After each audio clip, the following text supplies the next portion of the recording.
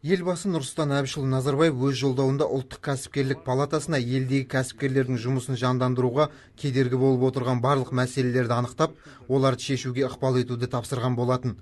Осы мақсатта бүгін облыстық кәсіпкерлік палатасында мәжіліс өтті. Іс-шараға аталған палатаның директоры Нұржан Әлтаев, өңірдегі несиелік серіктестіктер қауымдастығының төрағасы Мұхтар Жүсіпов, Қазагро ұлттық бірыңғай холдингінің өкілі Қайрат Сапулатов және кәсіпкерлер қауымы қатысты.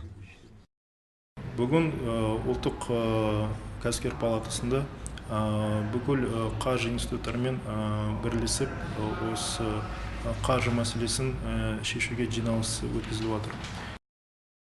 Қазіргі таңда оңтүстік өңірінде кәсіпкерлер саны артып, осының салдарынан шағын және орта бизнесті қаржыландыру барысында кемшіл тұстар кездесіп отыр. Көптеген азаматтардың бизнес жобаларын жүзеге асыруына кәсіпкерлікті қолдауға бөлінетін қаржының аздығы кедергі келтіруде. Бұл әсіресе облысымыздағы ауыл шаруашылық саласындағы жобалардың орындалуына қол байлау болып отыр. Ауыл шаруашылығына 52 миллиардтан 18 миллиард теңге бөлінген. Жалпы 2013 жылы біздің ауыл шаруашылық тауар өндірушілер 220 мың миллиардқа тауар шығарылды. Жалпы біздің дефицитіміз 83% болып жатыр. Именно қаржы жағынан жетпейді 83%.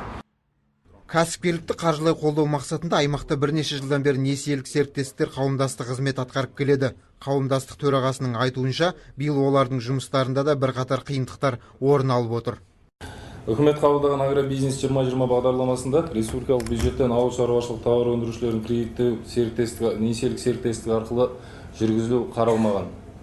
Яғни біз қаржыдан биылғы таңда бөлінбей, ендігі мәселеміз қаржылық қуаттылығымыз әлсірейді деген сөз, қаржы табу қиыншылыққа соқтырып отыр. Сондықтан ауыл шаруашылық тауар өндірушілер жеңілдетілген несиелерден айырылып отырса, ал екінші деңгейлі банктерден кредит ресурстарын алу үшін қол жетімді болмай тұр. Жиын барысында кәсіпкерлік саласындағы қаржылық мұқтаждықты жою жолдары жан-жақты талқыланып, жұмыс жоспары түзілді. Енді бұл ұсыныстар келер күндері Астанада өтетін ұлттық палата өкілдері мен үкімет басшысының кездесуінде айтылатын болады. Жанболат Мелсұлы, Әділ Самаликов, ТВК телеарнасы.